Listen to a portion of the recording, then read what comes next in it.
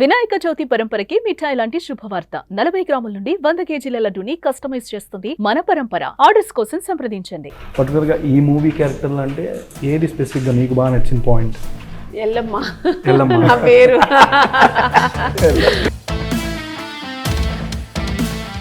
Sound వస్తేనే ఎవరు బయటికి రారు. అట్లాంటిది ఊర్లో ఒక స్టోరీ అండ్ దీంట్లో ఏమైనా బ్లాక్ మ్యాజిక్ ఇలా ఏమైనా ఎక్స్పెక్ట్ చేయొచ్చా? సినిమా చూడండి, అన్ని మమ్మల్ని అడిగేసి అది తెలిసేసుకోవాలనా? ఈ కథ, ఈ స్టోరీ నా దగ్గరికి ఎందుకు వచ్చింది అసలుకి?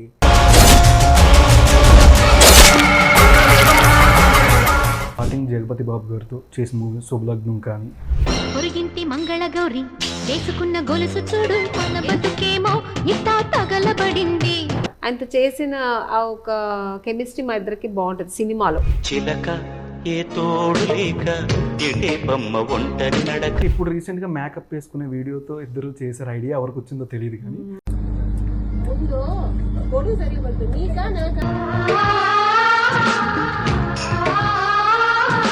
మీకు బాగా ఆ టైంలో ఉన్న హీరోస్ లో బాగా క్లోజ్ అంటే ఎవరు? ఇంకా జగపతి బాబు గారు అయితే ఇంకా గల్లు గల్లు గజ్జ కట్టనా నీ గుండెలో నాట కట్టనా. మీకు బాగా హీరోయిన్స్ లో క్లోజ్ అంటే? హీరోయిన్స్ చాలా క్లోజ్ అంటే నాకు పర్సనల్ గా క్లోజ్ అంటే సౌందర్య.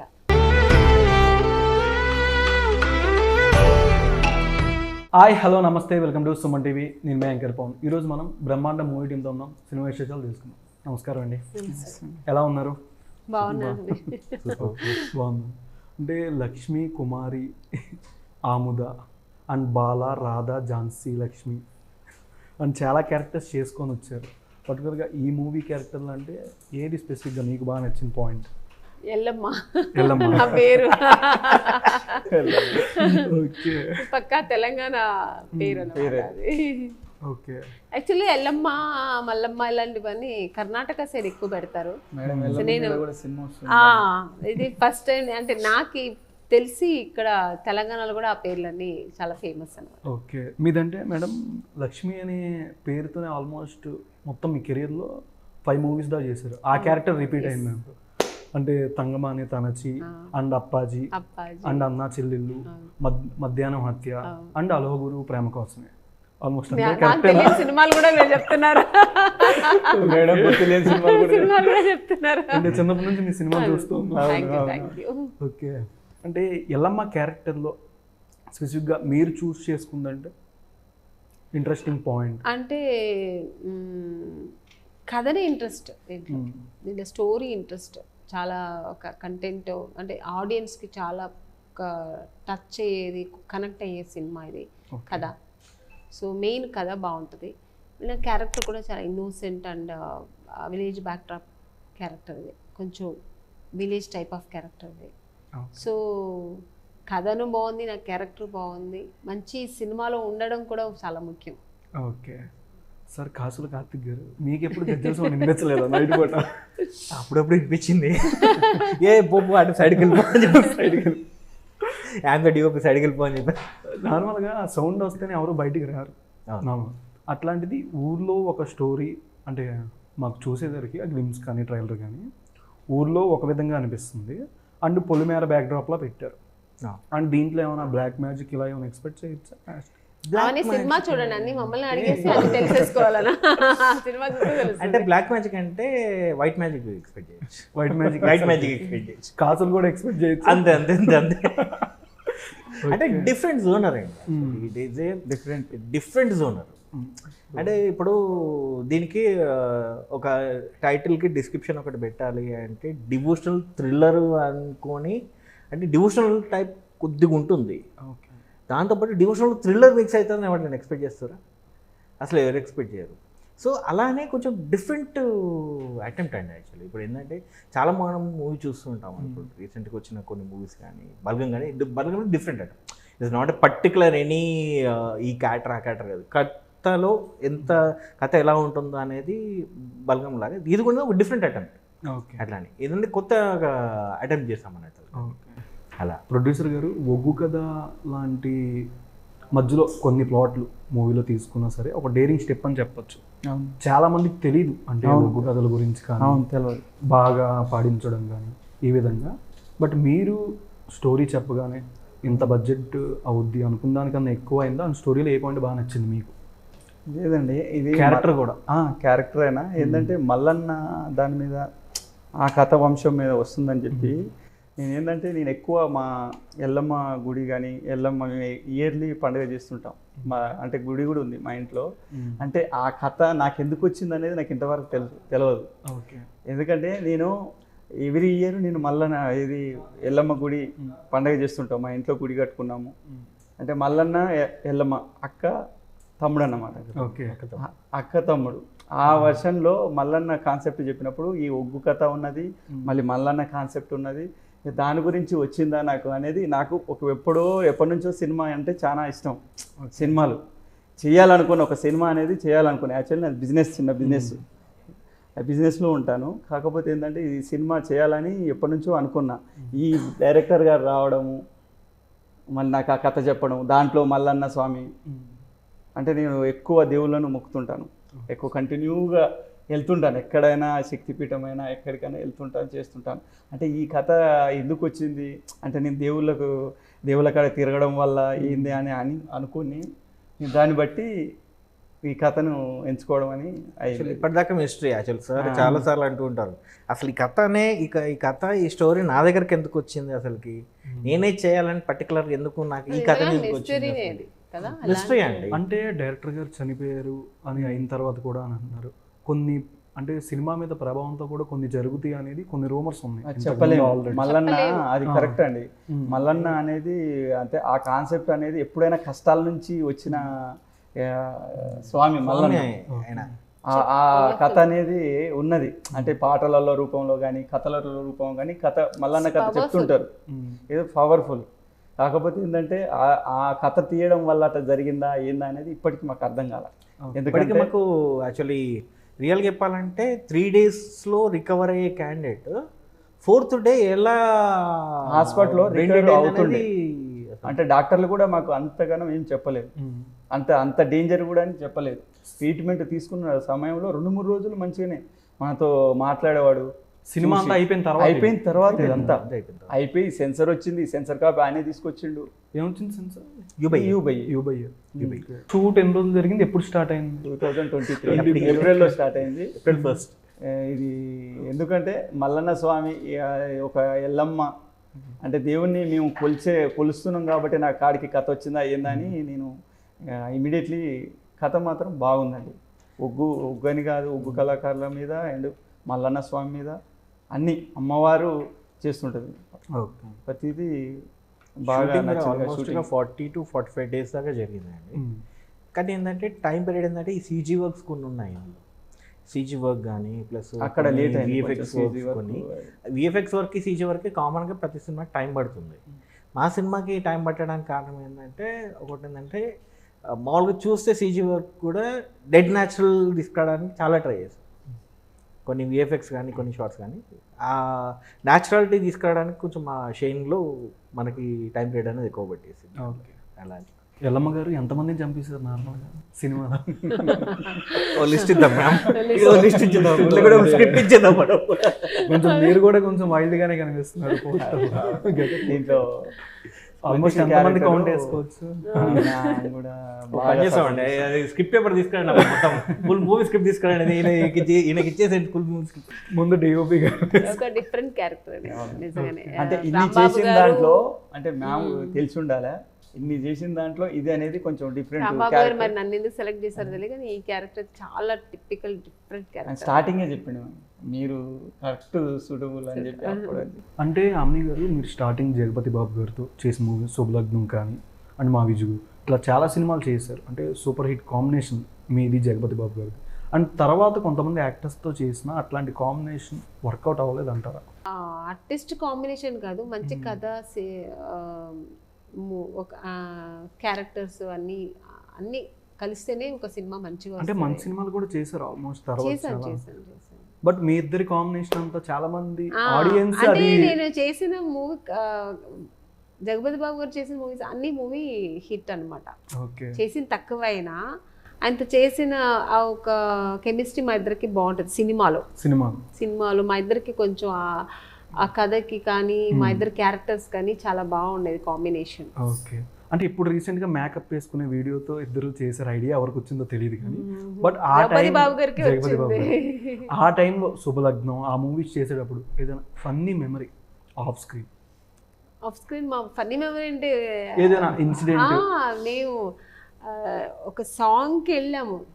తేజ గారు ఉన్నారు కదా డైరెక్టర్ గారు, ఆయన ఆ మూవీకి ఆయన డిఓపి గారు. సో తీర్పు అని మన అన్నపూర్ణ స్టూడియోస్ వాళ్ళు బ్యానర్ పైన చేసాం, నేను జగపతి బాబు. ఫస్ట్ నేను ఆయనతో ఆ సినిమా అక్కడ అసలు మామూలుగా లేదు, అంత అల్లరి చేసేవాళ్ళు ఊటీలో. నైట్ నేను మిడ్ నైట్ 2 o'clock 1 o'clockకి వెళ్ళడం, ఐస్ క్రీమ్లు తినడం, మేము ముగ్గురు, నేను జగపతి బాబు గారు, డిఓపి గారు, తేజ గారు. అసలు అల్లరి రోడ్డు మీద అలా పడుకోవడం, కూర్చోవడం.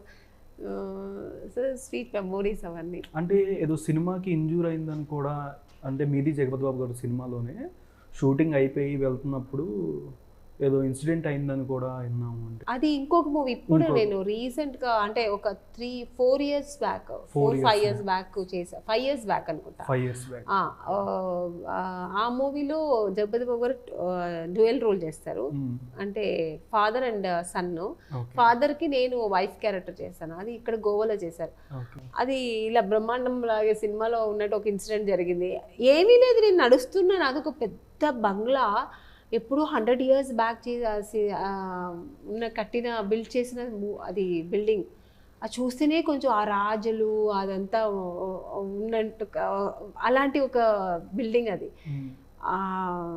అక్కడ ఏదో ఒక అక్కడ పోతేనే ఏదో ఒక రకమైన భయం ఒకలా అనిపించింది. నేను మామూలుగా మేకప్ వేసుకుని తర్వాత వెళ్తున్నాను, షార్ట్కి ఇలా వెళ్తున్నాను. మామూలుగా నేను ఇలా పడ్డాను. ఎలా పడ్డానంటే ఇలా, అంటే అలా స్లాట్ ఇలా పడ్డా. అంటే డైరెక్ట్ మామూలుగా ఇలా పడితే ఫస్ట్ ఇది నీస్ మోకాలు అలా కదా ల్యాండ్ అవుతుంది. డైరెక్ట్ హోల్ బాడీ ఇలా కింద పడి ముక్కు డైరెక్ట్ తగిలి ఇలా బ్లడ్ వచ్చేసింది. అలా బ్లడ్ వచ్చేసింది. అందరూ ఆ తర్వాత వచ్చి ఏదైతే తనని కొంచెంసేపులో రికవర్ అయ్యాను. అందరూ ఏమన్నారంటే ఇక్కడ ఏదో ఉంది మేడం, అందుకే మీకు అలా అయింటుంది, మీరు కొంచెం జాగ్రత్తగా ఉండండి. నాకు భయం అంటే. సో అలా ఇన్సిడెంట్ జరిగింది. ఆ రోజు కూడా జగపతి బాబు గారు లేదు, ఆయన హైదరాబాద్కి వచ్చారు. తన నెక్స్ట్ డే వచ్చి ఏమైంది అమ్మని అంటే ఇలా జరిగింది సార్. తర్వాత అంటే మీకు బాగా ఆ టైంలో ఉన్న హీరోస్లో బాగా క్లోజ్ అంటే ఎవరు? ఆల్మోస్ట్ అందరూ. నాగార్జున గారితో చేశాను, ఆయన చాలా క్లోజ్గా ఇలా సెట్లో ఉంటే చాలా క్లోజ్గా మాట్లాడతారు. బాలకృష్ణ గారు కూడా చాలా ఫన్నీగా కామెడీగా మాట్లాడుతుంటారు, చాలా జోవియల్గా ఉంటారు. అందరూ అంటారు ఆయన కొంచెం కోపం ఎక్కువ అని, కానీ నేను ఎక్కడా చూడలేదు, ఆయన చాలా జోవియల్గా ఉంటారు మాతో అంతా ఆర్టిస్ట్. తర్వాత ఇంకా జగపతి బాబు గారు అయితే ఇంకా ఫ్యామిలీ కూడా ఏమేమి జరుగుతుందని కూడా చెప్పుకొని మాట్లాడుకుంటుంటాం. సో అలా అందరూ. రాజేంద్ర ప్రసాద్ గారు ఎక్కువ ఆయన ఇలా ఫ్యామిలీ అలా ఇంటరాక్ట్ అవ్వరు, కానీ ఎక్కువ మూవీ మనం ఏం చేస్తున్న క్యారెక్టర్ గురించి చెప్తుంటారు, ఇలా చేయాలి అలా చేయాలి అలా చేయాలని అలా ఉంటారు. నరేష్ గారు అయితే ఇంకా ఆయన ఫన్, ఒక చిన్న పిల్లలాగే ఇంకా అందరితో కలిసి ఎప్పుడు కామెడీ చేస్తూ ఆల్మోస్ట్ అందరూ బాగుంటారు. ఓకే. మీకు బాగా హీరోయిన్స్లో క్లోజ్ అంటే? హీరోయిన్స్ చాలా క్లోజ్ అంటే నాకు పర్సనల్గా క్లోజ్ అంటే సౌందర్య గారు అప్పట్లో. డిఓపి గారు, డైరెక్టర్ గారు ఎక్కువ ప్రొడ్యూసర్ గారి కన్నా ట్రావెల్ అయింది డిఓపి గారితో అని చెప్పవచ్చు. ఒక సినిమా స్టోరీ చెప్పగానే మీ ప్రతి షాట్ అనేది మీకు ఇద్దరికి ఉన్న ఐడియా మీద డిపెండ్ అవుతుంది.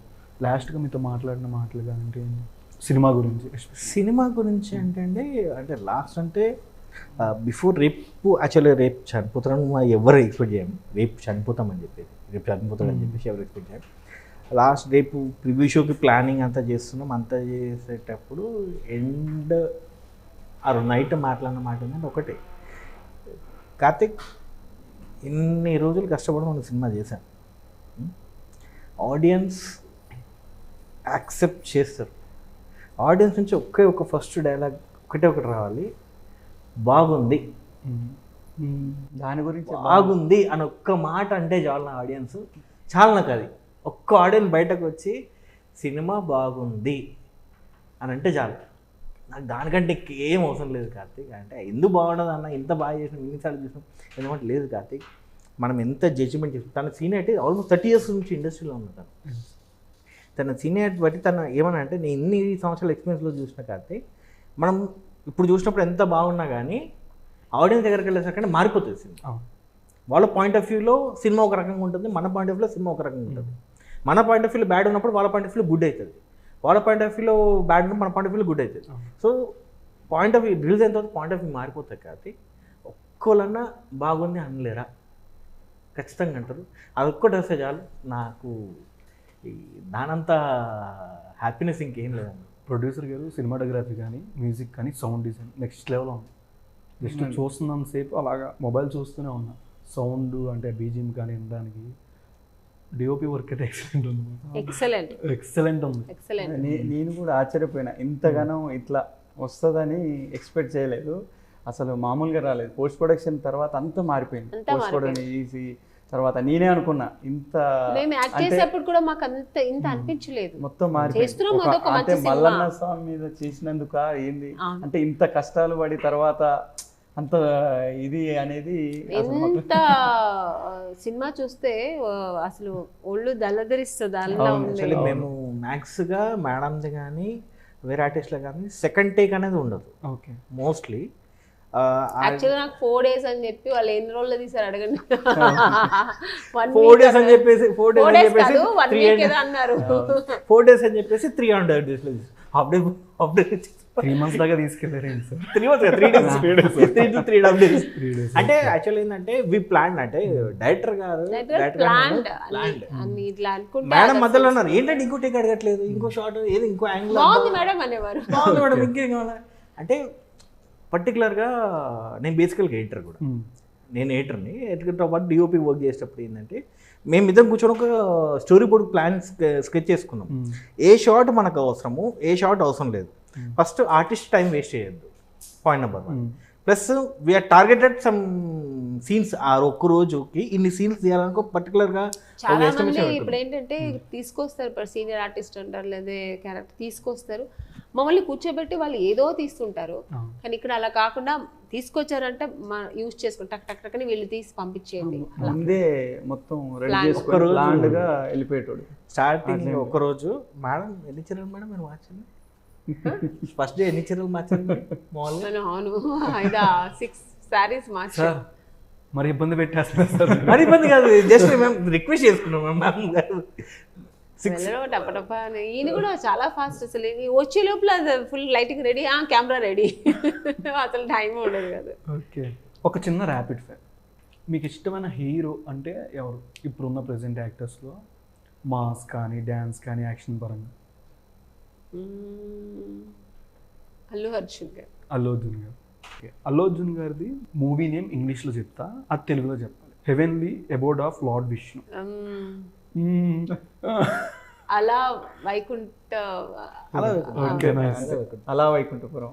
ఆర్ సెలబ్రేషన్, దీంతో తెలుగులో ఒక మూవీ ఉంది already. Fun fun are celebration, same hero. Fun are celebration. మీరు ఆగండి కొంచెం, మేడం గారికి కొంచెం ఛాన్స్. మేడం నాకు సంబంధం లేదు మేడం, దూకుడు లాగా దూకుతున్నారు. ఇది మూవీ నేమ్ చెప్పాలా? ఆ మూవీ నేమ్ తెలుగులో సేమ్ హీరో ఇందాకలా మన పవన్ కళ్యాణ్. ఆ మూవీకి డైరెక్టర్ ఆయన డైలాగ్ రాస్తే అదొక పేరు పవన్ కళ్యాణ్ గారికి. డైలాగ్ మాటలు మాంత్రికుడు అంటారు, ఆయన డైరెక్టర్ దానికి. ఏది Jalsa. Okay, wheel or cycle also symbol of time or fate. Hero hero మన పాన్ ఇండియన్ పరిచయం చేసిన హీరో ప్రభాస్. ఏంటండి మీరు ఆగండి. Wheel or cycle also symbol of time or fate. Hint Prabhas. Prabhas గారు. చక్రం. అంటే ఇప్పుడు ఒకటి కాకపోతే ఇంకోటి అంతే, ఇది కాకపోతే అదే కాకపోతే ఇది. Okay, little one or kid pan India పరిచయం చేసిన little one kid. Little one or kid ఎవరు పాన్ ఇండియా పరిచయం చేసిన హీరో ప్రభాస్.